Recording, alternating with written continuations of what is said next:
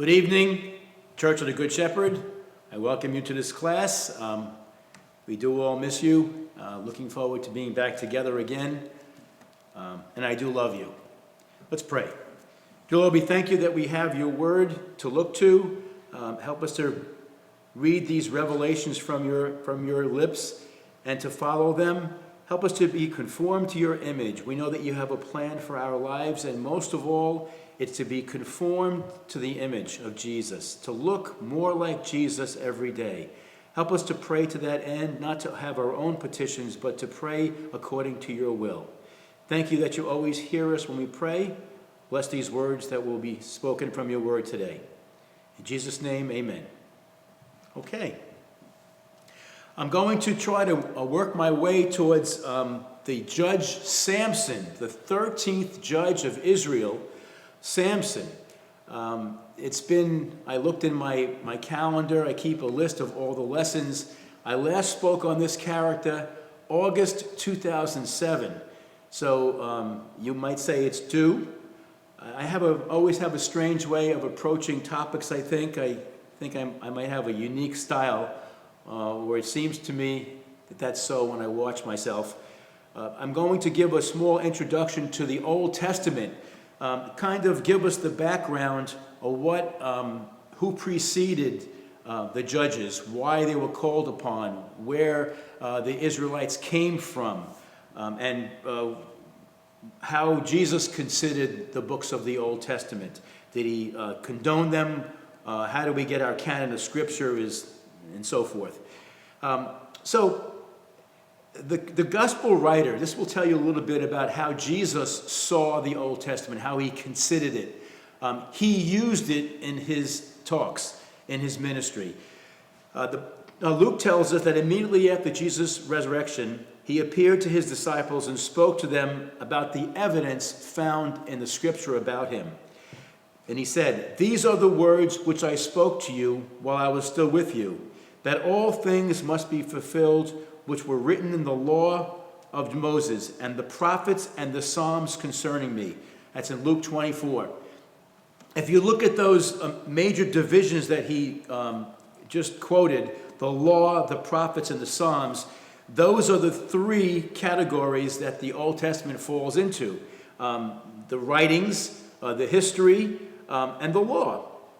So those three categories that Jesus claimed to say spoke about him are the ones that we're going to study this morning, or look at this morning. First of all, let's start out with their 5 books of the law. I don't mean this to be in any way demeaning. It's probably a good review for any of us that want to know the Bible better. 5 books of the law, we might call it the Torah, the Pentateuch. These are books that we believe are penned by Moses, and no, his death wasn't penned by him. That would be easy to conclude, but yet it's used as an accusation of why the Bible is not accurate. Genesis, Exodus, Leviticus, Numbers, Deuteronomy, 5 books of the law, quoted an awful lot by Jesus. 12 books of history, Joshua, Judges, there's our book that we're going to be studying today, if we get to it. Joshua, Judges, Ruth, Samuel, 2 books, Kings, 2 books, Chronicles, 2 books, Ezra, Nehemiah, and Esther. 5 books that they're considered wisdom books, wisdom, poetry, and praise, and they are Job, Psalms, Proverbs, Ecclesiastes, Song of Solomon. Those are found within the classification of the writings. There are 13 books that are found in the books we call the writings. The writings are Psalms, Proverbs, Job, Song of Solomon, Ruth, Lamentation, Ecclesiastes, Esther, Daniel, Ezra, Nehemiah, Chronicles, 2 books. The writings are further divided into 3 parts. They're poetic. There's 3 books there. The festival scrolls, there are 5 books there. And the books of history, the 5 of them that we mentioned previously. Okay, now we're getting closer and closer to our subject in Judges 13 through 16. The prophets. Who are the prophets? Well, first of all, there are divisions for the prophets. The books of the former prophets are Joshua, Judges, 2 books of Samuel, 2 books of Kings. The 4 former prophets themselves, those were the books. Here are the prophets themselves: Joshua, Samuel, Elijah, and Elisha. The latter prophets are Isaiah, Jeremiah, Ezekiel, and those 12 minor prophets, often called the 12 or just the prophets, often counted as one book in the Hebrew Bible. Daniel's an interesting book. It's well thought about on many sides. It's usually viewed as one of the major prophets in the English Bible, but it is found in the writings, the category the writings in the Hebrew Bible. It's a little bit different than the other major prophets. What is a prophet? It's somebody, just to define that, is somebody who's called to speak the word of the Lord.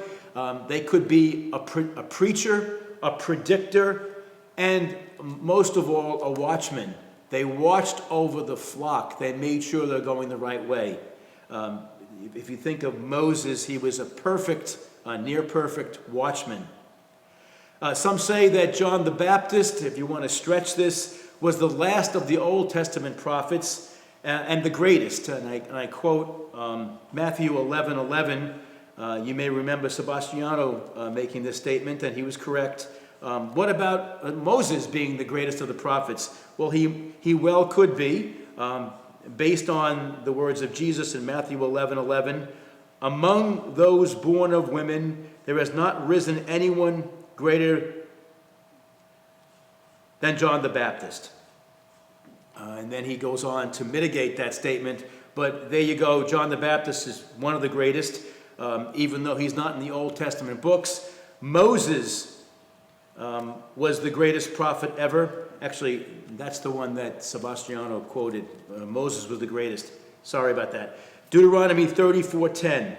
And that says, "Since then, no prophet has risen in Israel like Moses, whom the Lord knew face to face, and he also did miraculous signs." We can't leave out a quote that I've been using the last couple of weeks in Deuteronomy 18:15, where Moses is speaking of prophets yet to come, and one in particular, and we can't help but see that view as being the Messianic King, Jesus, the greatest prophet of all yet to come. 5 books of the major prophets: Isaiah, Jeremiah, Lamentations, Ezekiel, Daniel. The major prophets themselves are Isaiah, Jeremiah, Ezekiel, and Daniel. The 12 minor prophets are Hosea, and I'll give you the definition of major versus minor in a moment.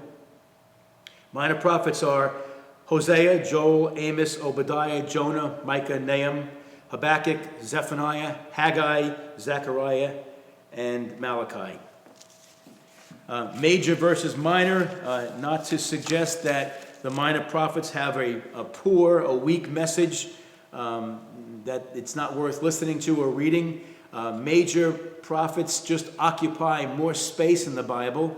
There are more words to them, every one of them, and it's more broad in its topic, in its scope. A minor prophet occupies less space, less words, and is more focused in its scope, usually speaking about one item.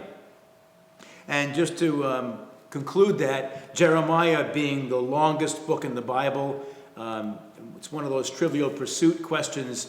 Which book is the longest in the Bible? Inevitably, Psalms is the one that is the elected for that, but in fact there are more words in Jeremiah than in Psalms. It's because of the prose way that Psalms is written. The prophets, not to be finished with this subject, the prophets are further divided into oral or literary writing prophets. Literary or writing prophets. The oral prophets, at least the leading ones, there's many of them, but the leading ones would be started with Samuel. He was the first. Samuel occupying that very special place as a priest, a judge, a prophet, a seer, a military leader. Some people think that Samson being the last of the true judges, Eli and Samuel being more prophets than they were judges. Although it says, the Bible says they judged Israel. So they're going back to oral prophets: Samuel, Nathan, Abijah, Elijah, Elisha, both of Elijah and Elisha found in the book of Kings, known for speaking their prophecies rather than writing them down. Doesn't make them any less important, just a different classification. Literary or writing prophets wrote the closing 17 books of the Old Testament. They are, in order, Isaiah, Jeremiah, Ezekiel, Daniel, and the 12 minor prophets.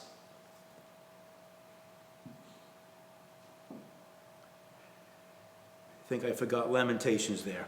The 16 writing prophets are divided into 4 groups. They occupy 17 books, like we just said. This gets a little tedious, but let me just go through this. It won't be long. Prophets of Israel are Jonah, Amos, Hosea. The prophets of Judah, Obadiah, Joel, Isaiah, Micah, Nahum, Zephaniah, Habakkuk. So they're speaking to different audiences. The Babylonian exile prophets were Jeremiah, Ezekiel, Daniel. You may remember Israel was taken into captivity by the Babylons. They stayed there for a long time. The post-exile prophets are Haggai, Zechariah, Malachi.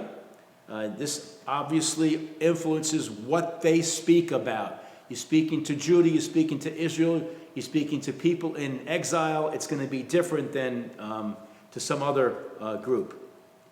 Elijah prophesied to Israel, Elisha to Israel, Isaiah to Judah, Jeremiah to Judah, Ezekiel to the exiles in Babylon, Daniel to the exiles in Babylon, Hosea to Israel, Joel to Israel, Amos to Israel, Obadiah, specifically concerning Edom. Jonah spoke to Nineveh, we know that great Assyrian city. Micah to Judah, Nahum concerning Nineveh, Habakkuk to Judah, Zephaniah spoke to and prophesied to Judah, Haggai to Judah, Zechariah to Judah, and Malachi to Judah. How do we know that these, one of the ways we know that this is true canon of Scripture, Jesus used words from various books in the Old Testament in his ministry.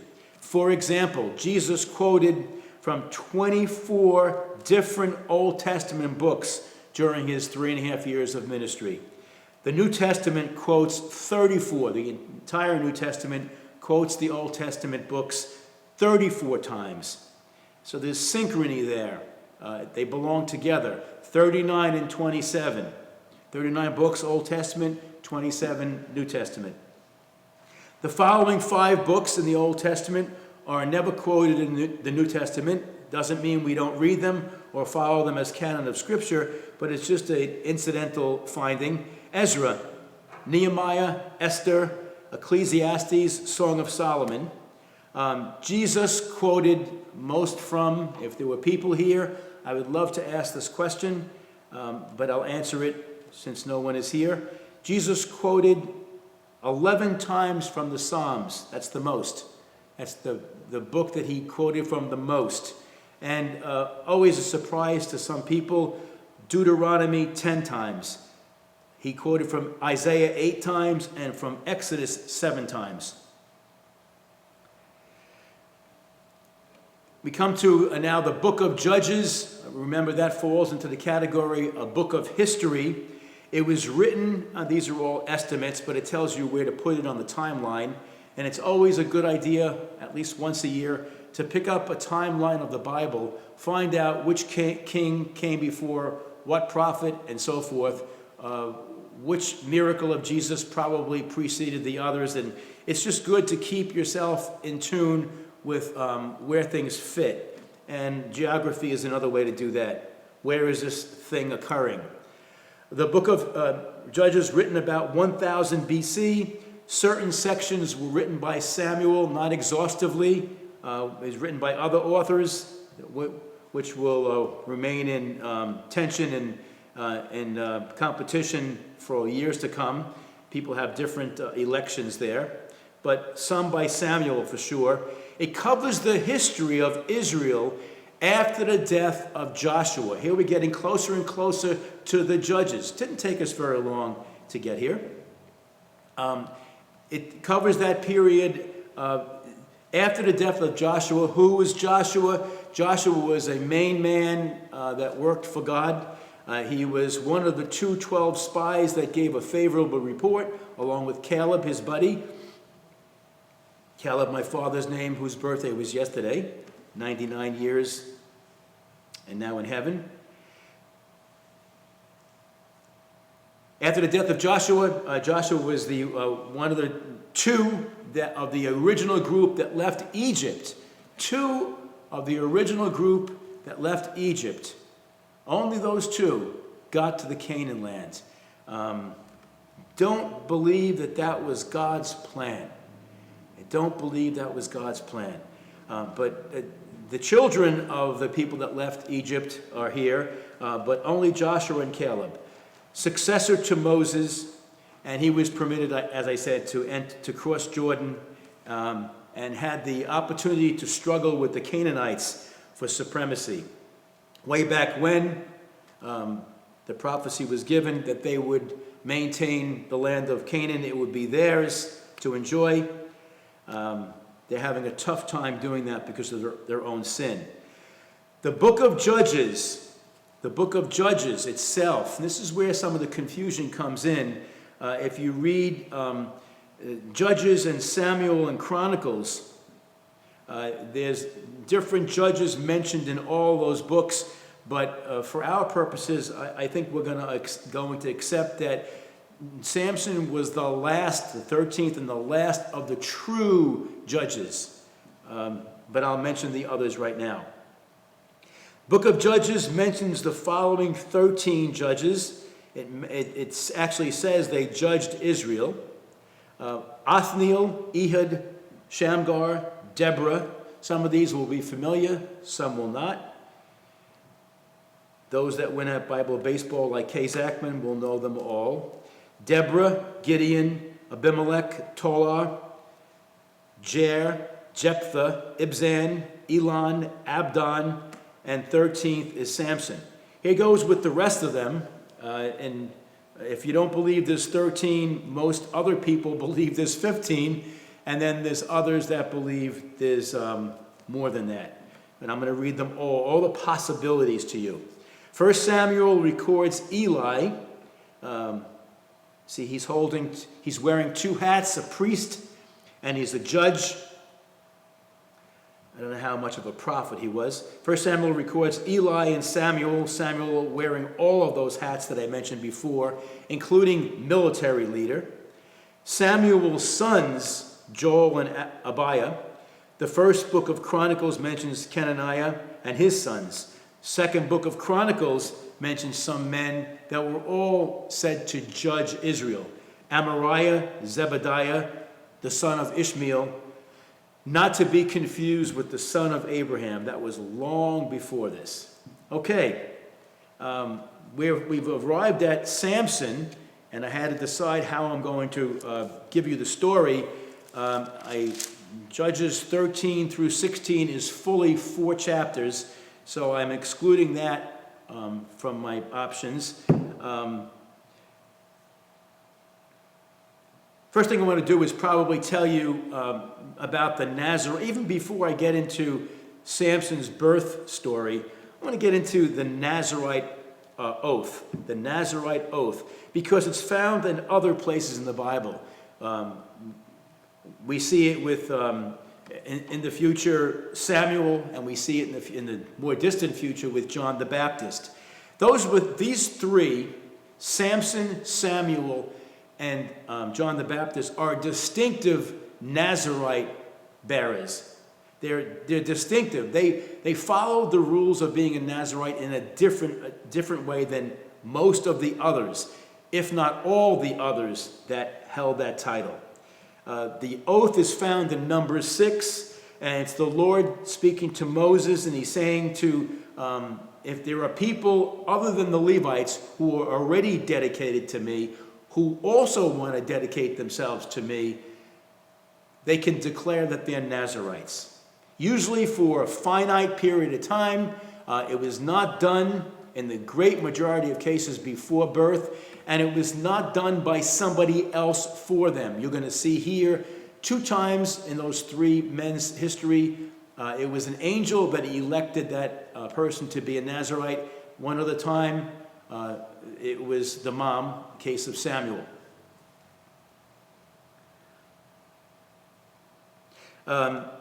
What does the oath include? Not to eat any product of the vine. For the time that you declare yourself to be a Nazarite, in these 3 men's cases, it will be life.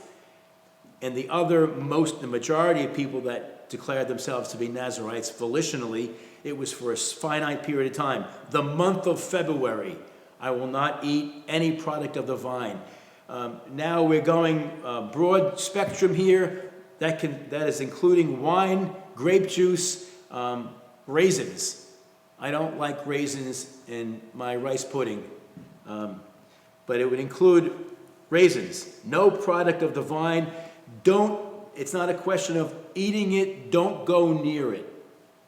Same thought is going to be given to proximity to dead bodies in a moment, but let me go in order. No razor shall touch their head, no buzzer, no scissors, don't cut your hair. Going to have long hair.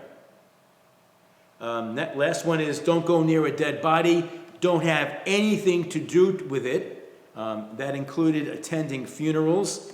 That would be too close. Don't have anything to do with a dead body.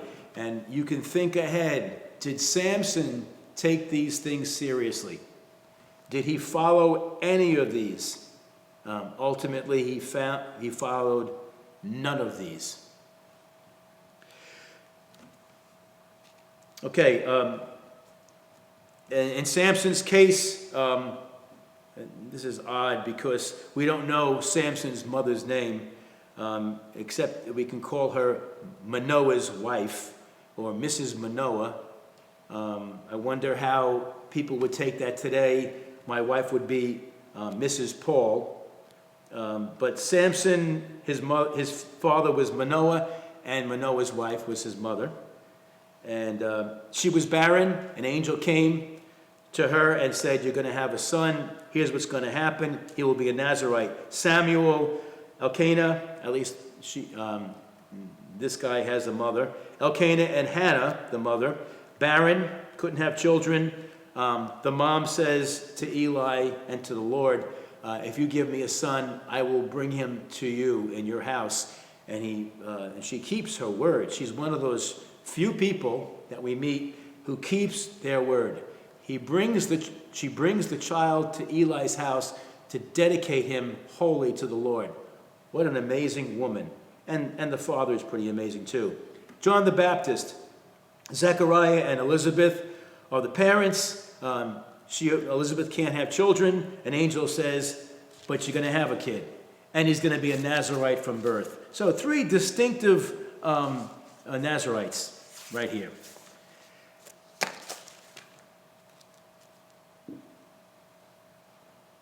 Okay, Judges is the main theme throughout the Judges, and it's mentioned twice. Judges 17:6 and Judges 21:25. In those days, Israel had no king, and thus, colon or period or comma rather, everyone did as he saw fit. By design, the Lord wanted to be their king.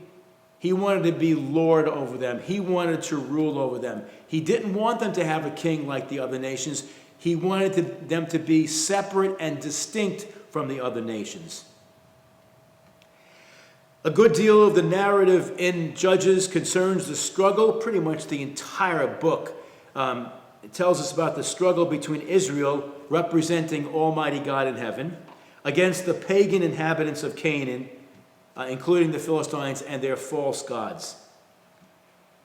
The judges, led by God, helped to subdue the Philistines under Samson. I say this with some hesitancy. It's a true statement. The Bible tells us so. The end of Judges tells us so. And looking at the account of Samson, he fell far short of what God had planned that he accomplish for the people of Israel and for his own name. He helped subdue the Philistines under Samson, Samuel, and the second king, David. But there was only peace under Solomon. I must stress here that Samson did not do a really perfect job with what God gave him to do.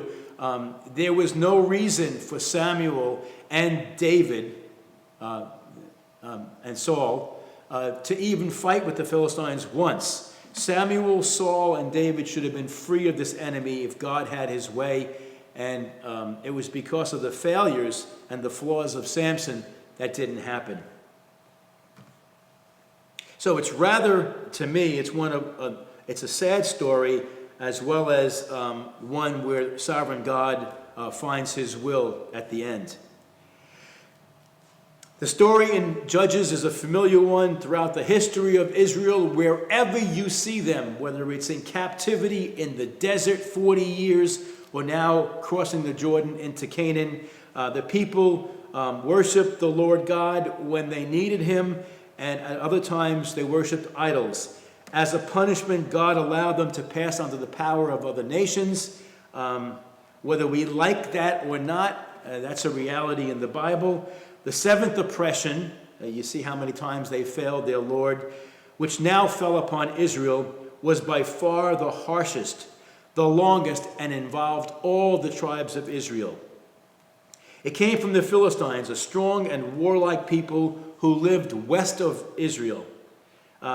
If you remember who David was fighting against way in the future there, it was still the Philistines. They still were not conquered. And the Lord delivered them into the hand of the Philistines 40 years. Judges 13:1. The very first verse tells us that. It opens up with a story of misery, and then some redemption at the end. They worshipped, this is the Philistines, worshipped an idol called Dagon, the fish god, and at times Israel also worshipped the fish god.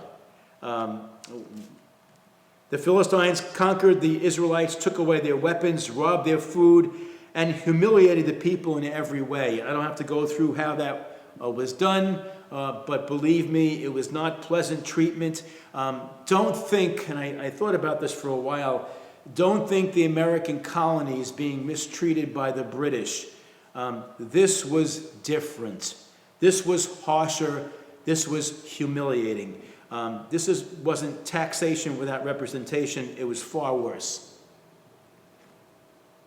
I can say that with the Brits being some of our closest friends today. As they had done many times before in their history, when they were in trouble, the people cried to the Lord, and the Lord heard their prayer. You have to wonder, is this the cruel God that's he's often caricatured as? Is this the God that was so onerous and awful? Every time they prayed for relief, he heard their prayer. Manoah was from the tribe of Dan. That's the father of Samson. An angel appeared to his wife and promised that their son would deliver them from the Philistines. That was the plan that God had. Is this a failure of God's plan? Not at all. God is sovereign. He has perfect foreknowledge. He knows what's going to happen. Manoah and Mrs. Manoah seemed to do everything in their power to rear their son in the proper way. We see that a little bit later when they advise Samson not to marry the woman he's chosen, but he does anyway. He says, to do a Paul paraphrase, but she has everything that I'm looking for, and I'm going to marry her. She's the one that I like. God had never intended that victory over, I don't think these are my own words, I think this is what I read in Judges. God had never intended the victory over the Philistines would be temporary or partial, but complete. And I I wrote that down, and then I wrote something on the side column that one scholar pointed out, and it's really true. Samson had almost unlimited potential to deliver his people from the Philistines. But the story ends in needless tragedy. The 3,000 at the end dying, that's a victory for God's side. But I don't believe that Samson belonged as part of the conquered foe.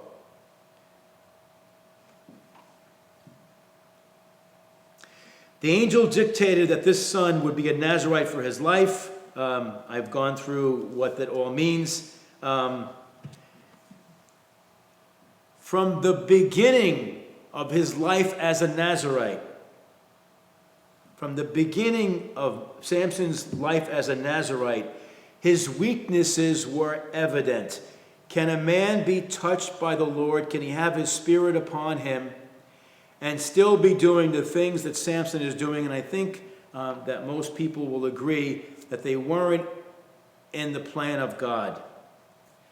Judges 13:25, we're getting there. That's the first chapter, 25th verse. We're moving along. Judges 13:25 tells us that the Spirit of the Lord began to stir him, that is Samson. Stir him to do what? To do harm, to discomfort the Philistines. But how do you make sense? And if I had people, I could ask you, answer it yourself from what you read. In the next verse, Samson is in Timnath. In the next verse, if it follows chronology, if it follows the hands of time at all, the Bible, he's in Timnath attracted to a Philistine woman. Part of the oath, part of the Jewish oath was you don't separate, that you keep yourself separate, that Jewish men marry Jewish women. That's always been written down. That predates Samson and the judges. And what is Timnath, where this Philistine woman lives? What is Timnath noted for? Its attractive and luxuriant vineyards. The very thing Samson had sworn to have nothing to do with. Was he, you have to ask yourself, was he conscious of his oath? He absolutely was. It was made for him, that's true, but nowhere do we hear from Samson, I want to opt out of that oath, Dad and Mom. Nowhere do you read that. He simply disobeys and disrespects it. It defies reason, and these are my thoughts, it defies reason to believe that he spent time in Timnath looking after this Philistine woman and did not partake of the vine. Even if he never ate of the vine, its fruit thereof, he certainly was in close proximity to it. He chooses this woman for his wife and would not heed his parents' advice against the union. Next week, we'll probably be doing part 2 of Samson, and I think I'm going to highlight the lessons that we can learn. That's why these stories are here. The lessons that we can learn from the life of Samson, from the flaws of Samson. He would not heed his parents' advice against the union. One could say, a reasonable man could say, that yes, they had his best interest at heart, and they had Jehovah God in mind when they gave advice, just based on their behavior earlier in the chapter. So they were good people, they were good parents. During a visit to this woman, it seems like Samson is bent on breaking every one of the oaths that he took that were given to him all at once. There will remain one cutting his hair for a little bit later, but that was not held with any respect either. During a visit to this woman, this Philistine woman in Timnath, he tore a lion apart with his bare hands, and on the day of his marriage, revisited the dead lion and eats some honey from its carcass. Did he not recall that he wasn't supposed to touch dead bodies? I think he recalled it all too well. He just didn't care. By the way, just a short note, the killing of this lion is such a parallel episode with the one that David killed that you have to read it and compare them. Kind of interesting. Two strong men. I'd like to see them facing off with each other. Steve Norbeck, did you see that happening? Besides his affection for Philistine women, he demonstrates additional disregard for his Nazirite oath. He gloats over the conquest of this lion, and he touches the dead. Now you can say, well, when he killed the lion, was that touching the dead? If he wasn't guilty of that, he certainly revisited the lion, scooped out the honey, and then he shared it around. I believe he shared it with his parents, thus affecting them with his sin. Samson appears to be, I'm trying to be kind here. Samson appears to be well on his way to choosing the wrong master as well as the path to his own demise. Can he do that if he's a Nazirite? If he was set apart before birth? Can he make these mistakes? Does he have that free will to do that? Let's see. Samson demonstrates rashness, self-indulgence, confidence in his own strength, lust, pride, not just lust with the Philistine women either, pride, poor life choices, which is going to be one of the main lessons we can learn from. The choices that we make determine who we become.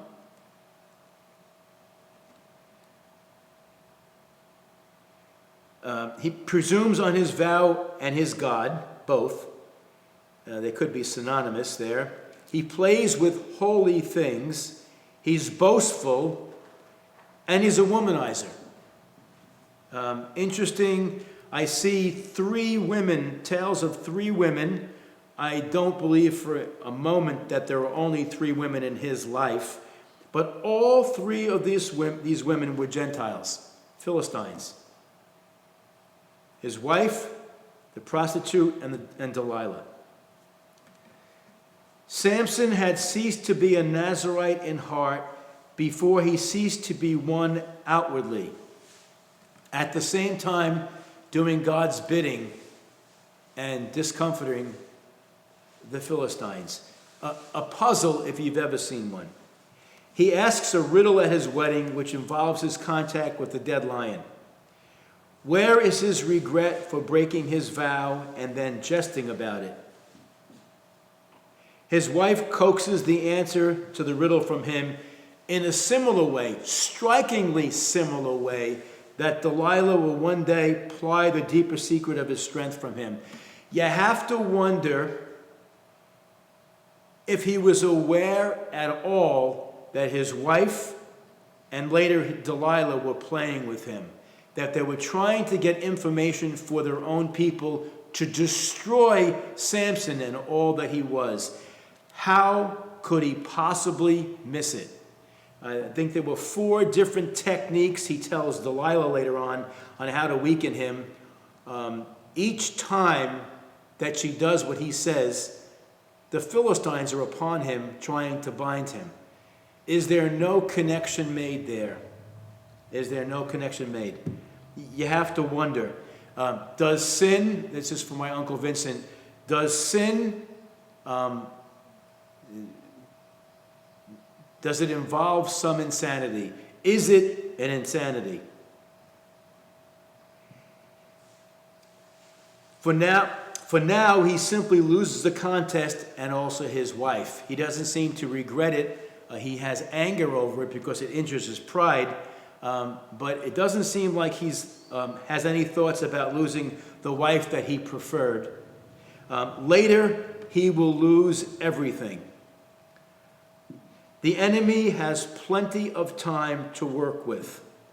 Samson seeks revenge for the loss of his wife by tying 150 pair of foxes together. I have to stop here. It's always been one of my desires. I love the red fox. He's an extremely shy creature. I've seen foxes in my life, in my 67 years, I think 2 or 3 times. One was last week. Extremely shy characters. And I'm reading here that Samson caught a hold of 300 foxes. This is because his father-in-law gave his wife to his friend. That was his act of revenge, and it brought down the anger of the Philistines on the Israelite people. He didn't care about that consequence. He doesn't care about most of his actions, it seems. I guess that I'm not placing Samson up there as one of my greatest heroes. Samson continues to play his game of chance with his own people, who threatened to hand him over to the Philistines for provoking their wrath. Instead, Samson easily breaks the bonds and kills 1,000 Philistines with the jawbone of a donkey. We're going to read about we're going to stop now, but next week we're going to tell you how he pulled those gates not off their hinges, but out of the ground. They were extremely heavy gates. They protected the city from attack.